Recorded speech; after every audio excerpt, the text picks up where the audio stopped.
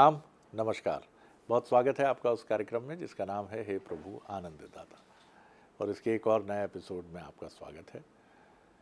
आज हम जिस विषय पर बात कर रहे हैं वो काफ़ी इंटरेस्टिंग है, बहुत दिलचस्प है, रुचिकर है, क्योंकि ईश्वर की अनुभूति ही बहुत दुर्लभ है। तो ईश्वर को प्रत्यक्षतः देखने की कल्पना तो कल्पना ही है, और कल्पना भी क्या होगी।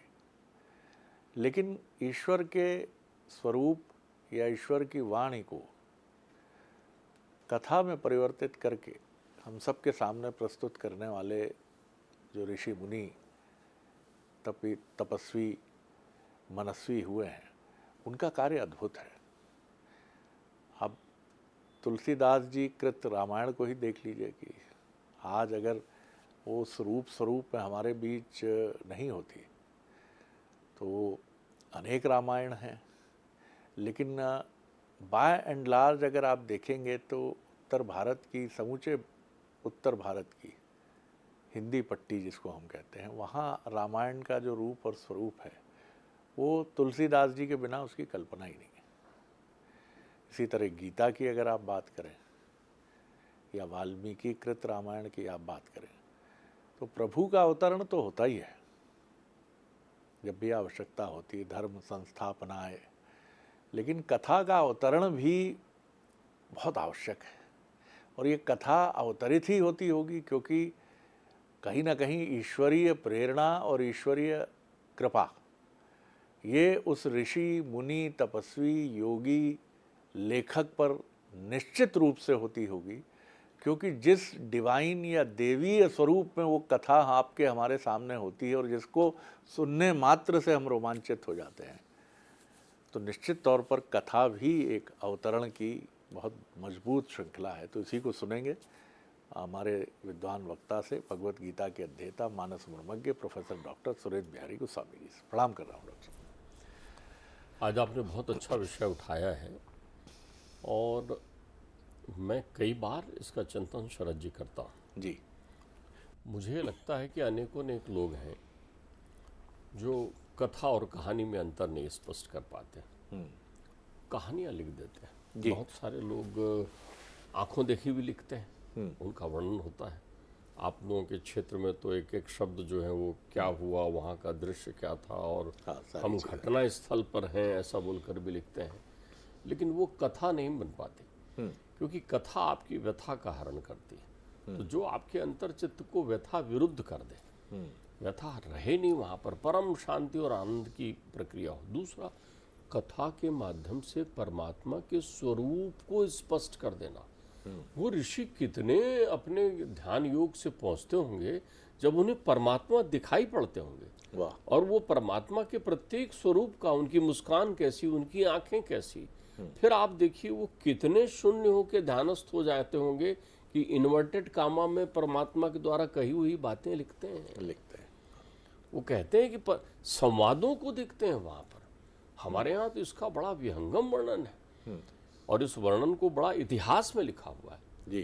मैंने आपसे कहा ना कि हमारे यहाँ दो प्रत्यक्ष इतिहास हैं, एक महाभारत और एक वाल्मीकि जी के द्वारा रचित जो है रामायण। ये इतिहास हैं, हिस्ट्री के अंतर्गत माने गए। इन्हीं इतिहासों से और इन्हीं प्रकार की ऐतिहासिक तथ्यों से वशीभूत 18 पुराण की रचना हुई है। और ये इतिहास और पुराण की मूल श्रृंखला जिस बीज से उत्पन्न हुई वो वेद हैं, और वेद परमात्मा की वाणी है। तो परमात्मा की वाणी को सुन लेने वाला कितना बड़ा सुधार्थी रहा होगा जिसको परमात्मा की वो वाणी सुनाई पड़ी। और आप देखिए उनमें विश्लेषण की क्षमता, 4 श्लोक में 18,000 लिख देना। 4 श्लोक सुनाया वेद व्यास जी को, चतुर्थ श्लोक की भागवत, श्रीमद् भागवत में वर्णन है, उसको सुनकर उन्होंने 18,000 श्लोक लिख दिया। और ये सब कुछ लोक और मनुष्य के कल्याण के लिए। ठीक। यानी कथा की सारी प्रक्रियाएं, कथा का प्राकट्य, कथा अवतरण जो है वो लोक कल्याण के लिए है, मनुष्य के कल्याण के लिए, सन्मार्ग प्रदान करने के लिए, दिशा दशा देने के लिए, दृष्टि और दृष्टिकोण बदलने के लिए उनमें सारी प्रक्रियाएं बनाई। तो हमारे यहाँ देखिए कथा अवतरण का एक प्रसंग तो बड़ा मुझे ज्वलंत याद आता है मेरे स्मरण में, कि देखिए इसके लिए कितनी सुंदर बात कही है। प्रचेता के 10 पुत्रों में श्रेष्ठ पुत्र हैं वाल्मीकि, जिनके जन्मांतरण अलग अलग प्रक्रियाओं में हुए हैं जी, जो कर्म से व्याध भी बने हुए हैं, जिनकी तरह तरह की प्रक्रियाएं वर्णित हैं। सनत कुमार को के सामने खड़े हो गए थे कि भैया तुम्हारा हम तुमसे क्या लूट लें बताओ। तो सनत कुमार जी के द्वारा उनको उल्टा नाम दिया गया, उल्टा नाम दिया गया, अपनी साधना पूरी की, जन्मांतरों के चक्र चले और वो वाल्मीकि के रूप में स्थापित हुए अपने तप से। तो जब वाल्मीकि जी तमसा के तट पर पहुंचे, देखिए कथा कैसे बन रही है जी, कथा का अभ्युदय कहाँ से हो रहा है, इसका कितना सुंदर विश्लेषण है। वाल्मीकि जी स्नान के लिए अपने शिष्य भरद्वाज जी के साथ, उनके शिष्य का वहाँ नाम भरद्वाज है, उनके साथ वो हाथ में घट कलश लिए हुए चल रहे हैं गुरु जी के साथ में। और गुरु जी ने देखा कि आहा कितना निर्मल तट है। उसमें तट तक का वर्णन है कि उस तट में कहीं कीचड़ नहीं है, बड़ा स्वच्छ साफ तमसा का वो तट देख करके वो स्नान की इच्छा करते हैं, यहाँ स्नान किया जाए। और वो अपना वलकल मांगते हैं कि मेरा वस्त्र दो ताकि मैं स्नान करूं। और उस मध्य जो है वो विचरण करने लगते हैं, थोड़ा जैसे टहलते हैं वो टहलने लगते हैं। तभी उनका ध्यान जो है क्रौच के एक जोड़े पर जाता है। कथा कब प्रकट होती है ये बहुत आवश्यक है। कथा के अलग अलग प्रकाट्य हैं जी, कथा प्रकट होती है, लिखी नहीं जाती, प्रकाशित होती है। ये भ्रम बिल्कुल नहीं रहता, ये तथ्य देखिए आप। अब वो देखते हैं कि बड़े एक साथ दोनों जोड़े, नर और मादा क्रौच का वो जोड़ा सुंदर, वो भी उनके साथ साथ टहल रहा है आसपास। और उनके आंखों देखते हैं कि क्रौच पक्षी के जो वो ऊपर की मोर मुकुट है वो लाल हो रहा है, मतलब वो प्रेम में मगन है, अत्यंत आनंद में अपनी प्रेयसी के साथ, अपनी पत्नी के साथ ठीक उस दृश्य का अवलोकन कर रहे हैं। और व्याध जो है एक निशाना लेके मार देता है तीर। जैसे ही वो नर तड़पता हुआ गिरता है तो वो जो उसकी प्रेमिका होती है, वो मादा पक्षी जो होती है, वो रोने लगती है, चिल्लाने लगती है, वो अपना आर्तनाद करती है। उसका आर्तनाद सुनते हैं और सुनते ही वो स्तंभित होते हैं। अच्छा देखो आ कहाँ से रहे, उसके पहले नारद जी ने उनको संक्षिप्त में राम की कथा सुनाई आश्रम में। सुनकर प्रणाम किया नारद जी को और कहा कि आप पधारो, अब मैं भी अपना स्नान ध्यान करता हूँ। उन्होंने राम की कथा सुन ली संक्षिप्त में। अब आकर वो स्नान के लिए आए हुए हैं, वहाँ के बाद में भोर में ही आ गए ब्रह्म मुहूर्त में नारद जी। तो उस दृश्य को जैसे ही वो देखते हैं तो उनके मुख से जो है एकदम निकलता है कि निषाद ये क्या किया है तूने वो कृत्य कर दिया है जिससे तुझे जन्म जन्मांतर 100 जन्मों तक शांति क्षमा, तेरे जीवन में शांति नहीं मिलेगी। तुम्हें जो प्रेम और काम में आसक्त वो पक्षी था, जो जोड़ा बना हुआ था, उसकी हत्या कर दी। करुणा उपजती उनके हृदय में। वो स्नान करते हैं तो करुणा के साथ वो सोचते हैं कि मेरे मुंह से ये क्या निकला। वो स्वयं सोचते हैं, फिर अपने शिष्य से कहते हैं कि देखो तो जो कुछ मैंने कहा उसके प्रत्येक पद में 8 शब्द है ना, ये 32 शब्दों का बन गया ना, तो ये तो श्लोक है और ये सितार और वीणा में गाया जा सकता है, गेय है ये। तो ये निश्चित रूप से ये छंद का वो विसंगम स्वरूप है जिसको श्लोक कहते हैं। जब वो अपने आश्रम पर आते हैं तो यही सोचते रहते हैं कि कितनी करुणा उनके अंदर में रहती है, कौन सा शब्द मैंने कह दिया, ऐसा क्यों कह दिया कारण। ब्रह्मा जी आते हैं स्वयं और उन्हें आकर बधाई देते हैं, आशीर्वाद देते हैं। आज तुम्हारे मुखारविंद से मेरी प्रेरणा से ही ये श्लोक निकला है, अब तुम राम की कथा को इसी श्लोक में बद्ध करो। पृष्ठभूमि यहां पूरी नहीं हुई है। राम उस काल में हैं, राम उस काल में हैं, विद्यमान हैं, लेकिन उनकी लीलाएं तो चल रही, उनका चरित्र तो चल रहा है। ब्रह्मा जी कहते हैं कि तुम्हारे तप के प्रभाव से, तुम्हारे वो विशिष्ट योग से, समाधि के द्वारा तुम उन दृश्यों और संवादों को सुन भी पाओगे और उनके सारे गुप्त प्रक्रियाओं को समझ भी पाओगे। इस प्रताप से, इस शोध से वो कथा की प्रक्रिया करते हैं, अर्थात उनकी कथा की प्रक्रियाएं करुणा से आश्रित है जी। अब देखिए शंकर जी कथा के प्रकाट की एक दूसरी बात कह रहे हैं। शिव जी भी कथा प्रकट कर रहे हैं जो उनके मन के अंदर है, भीतर है, अंतर चित्त में है, जिसको वो प्रकट करना चाह रहे थे सती के सम्मुख, लेकिन उनमें संशय हो गया। उनमें संशय हो गया। अप्रकट कथा है, वो हृदय में है। तो सती के वियोग पर ध्यान रखिएगा आप, वहां बाण से करुणा उत्पन्न हुई, यहां वियोग आया ना, योग भंग हुआ, वो समाधिस्थ हो गए।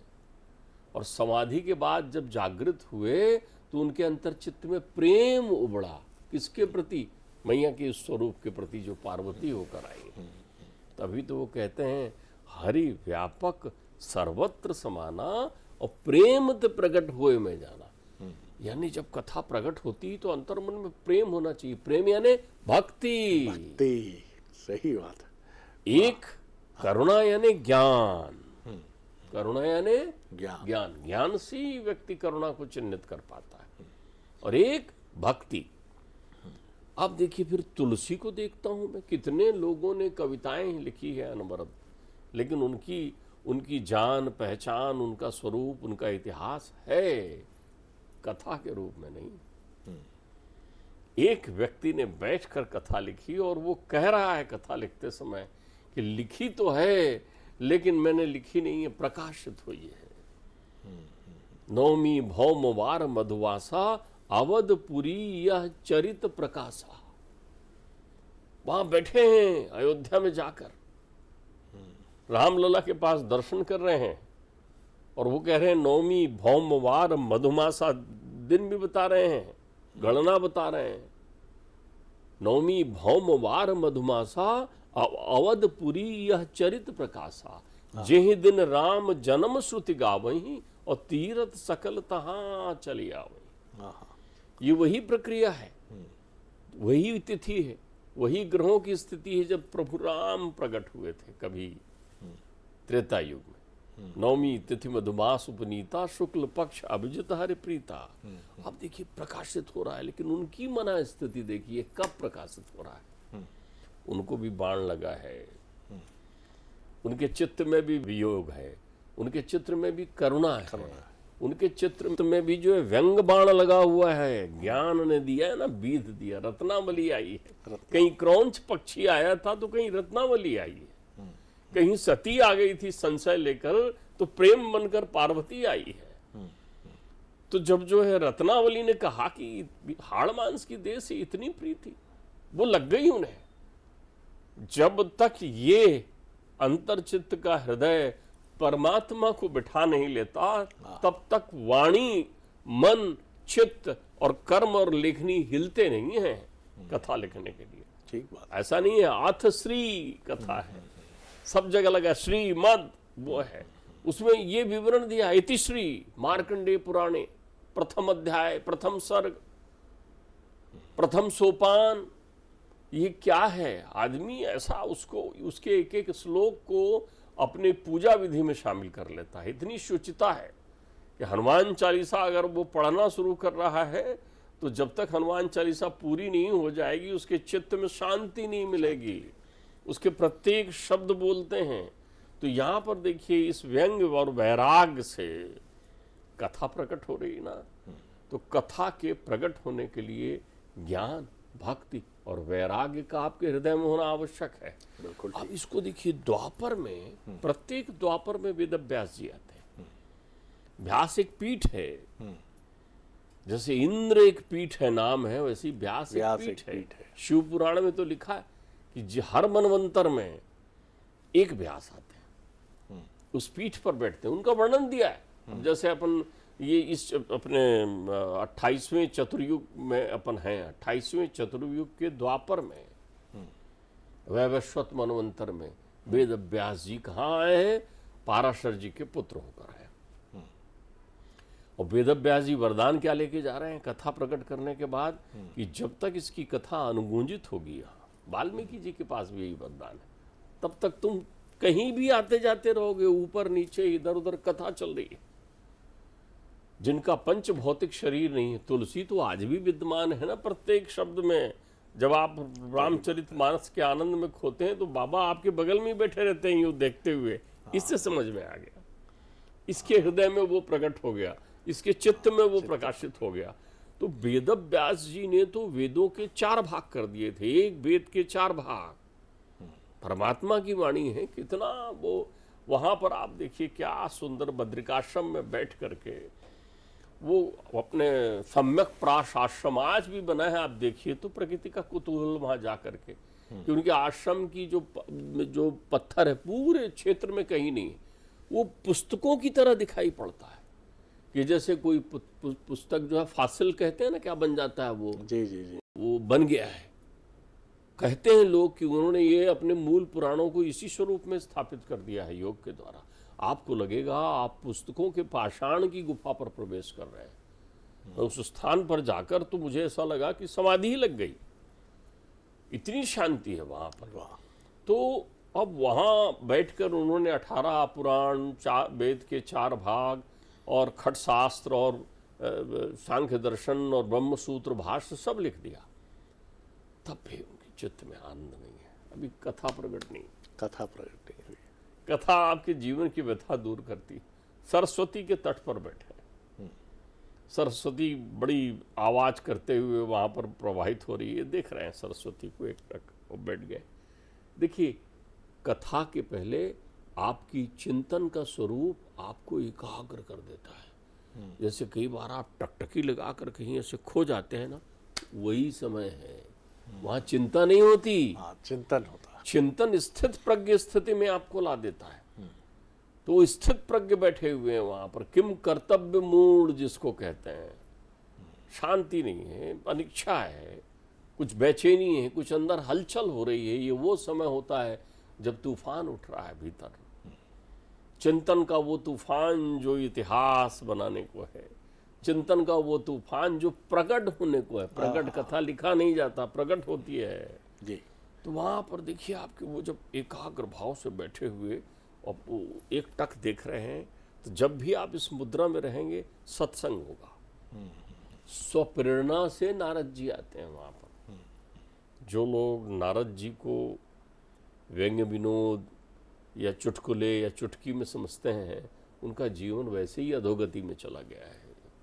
नारद ब्रह्मा जी के बहुत दुलारे पुत्र हैं, नारायण के आत्मीय हैं, शिव को परम प्रिय हैं, काम के विजेता हैं। वो सृष्टि में उनके प्रत्येक भ्रमण, प्रत्येक चिंतन, प्रत्येक शब्द सृजन के लिए होता है। बहुत सुंदर डॉक्टर साहब, ये बिल्कुल सही। वो नारद जी हैं, प्रत्यक्ष भक्ति का स्वरूप है। तो वो भ्रमण कर रहे हैं परमात्मा की प्रक्रियाओं को, कहीं रुक नहीं रहे, न दिन है न रात है। उनके सोने उठने बैठने की कोई जगह नहीं है, उनका कोई आश्रम नहीं है, वो केवल लोक कल्याण के लिए समर्पित हैं। उन्होंने भक्ति मैया को कहा है कि माँ सुन, मैं तुझे कलिकाल में प्रत्येक घर में स्थापित कर दूंगा। उनका वचन पूरा हुआ कि नहीं हुआ?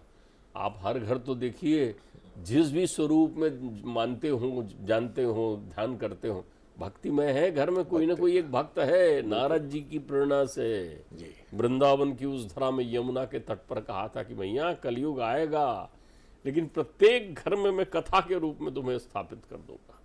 परमात्मा का चिंतन प्रत्येक व्यक्ति करेगा, यह नारद वचन देता है। तो नारद ने ये किया ना, तो देखिए कि वो बोले क्या है, बोले ऋषि और प्रणाम करते हैं, आसन देते हैं, चर्चा होती 2 संतों में। वो कहते हैं मैंने सब कुछ किया, यहां आनंद नहीं हो रहा है। तो नारद जी कहते हैं कथा को प्रकट करो, कथा को प्रकट करो। आपने सब कुछ लिखा लेकिन प्रेम नहीं लिखा। तो बोले प्रेम, प्रेम यानी भक्ति। परमेश्वर रसाना मनश्चा प्रेरता। मनुष्य के जीवन में कितनी भौतिकता आ जाएगी, लेकिन मन में शांति और आनंद नहीं रहेगा तो ये भौतिकताओं से क्या करेगा मनुष्य। कथा आपके जीवन में शांति देती है। निष्काम भाव से कथा का श्रवण करें। जो आपने यूं ही व्यंग्य विनोद में लोगों से सुन के छोड़ दिया होगा, ऐसा होता है क्या, कोई ऐसा करता है क्या, मर्म जब तुम्हारे समझ में आ जाएगा जिस पल, वो क्षण तुम्हारे जीवन के लिए इतना उपयोगी होगा कि तब तुम ये समझोगे कि आहा मुझ पर कृपा हुई। परमात्मा की कृपा वही है जिस पल इस कथा के द्वारा प्रेम प्रविष्ट होता है। जी। तो उन्होंने कहा तो उन्होंने फिर उनको वहाँ भागवत जी 4 श्लोक में सुनाई। उन्होंने 4 से 18,000 श्लोक लिखे और लोगों को समझाने के लिए, लोगों को बताने के लिए सबसे पहले वही प्रसंग लिखा कि कैसे ज्ञान, भक्ति और वैराग्य कमज़ोर हो गए हैं, और इस कमज़ोर ज्ञान, भक्ति और वैराग्य को पुष्ट करने के लिए भगवती चिंतन आवश्यक है।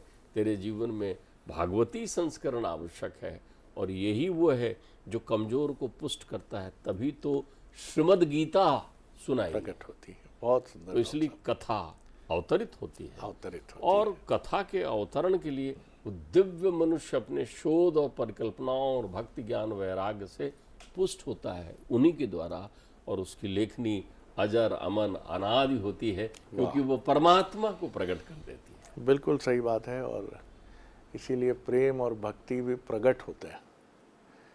वो आप साधना बिल्कुल करते हैं, लेकिन डॉक्टर साहब की ये बात, जिस तरह कथा अवतरित होती है, इसीलिए कई लोग जो गहन पूजा आराधना करते हैं वो उसके बाद जिस तरह के अनुभव से गुजरते हैं, आंखें सजल रहती हैं लौटने के बाद, शरीर एकदम हल्का प्रतीत होता है, प्रफुल्लता क्यों भर गई मन में।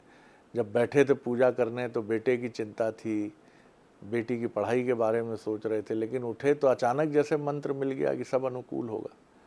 तो ये प्रकट होना है। आपने कनेक्ट किया दिव्य आत्मा से, ईश्वर से, और उसने कहा कि सब अनुकूल होगा, चिंता क्यों करते हो। और यही वजह है कि कथा भी प्रकट होती है, क्योंकि उसका जो रूप स्वरूप हमारे सामने है वो बताता है कि कैसे इतने सदियां बीत जाने के बाद भी वो कथा वैसी की वैसी ताज़ी और वैसी की वैसी हमारी स्मृति में रची बसी है। तो ये बहुत महत्वपूर्ण बात है। और ये भी बहुत सुंदर बात है कि करुणा और प्रेम ये भी ईश्वरीय कृपा से आते हैं। नहीं तो मैंने अपने जीवन में ऐसे सैकड़ों लोगों को देखा है जिनके आसपास ऐसा कारुणिक दृश्य खिंचता है कहीं सड़क दुर्घटना का, लेकिन वो हाय हाय हाय हाय करके ऐसा निकल जाते हैं जैसे वो रोज देखते हैं ऐसे दृश्यों को। और कुछ लोगों के मन में करुणा का ऐसा भाव देखा मैंने कि जो बरसों बरस तक सिहर जाते हैं उसकी बात करके कि वो ऐसा ईश्वर कभी ना करे। ये भी कई लोग सोचते हैं ये उनकी कमज़ोरी है। हमारे पास भी कई प्रश्न आते हैं कि ये मैं कमज़ोर हूँ क्या। ना ना, आपको उसका ईश्वर के माध्यम से ये प्रकट हुआ है। बड़ा आनंद आया डॉक्टर साहब। अगले एपिसोड में एक और विषय लेकर उपस्थित होंगे। प्रणाम, नमस्कार।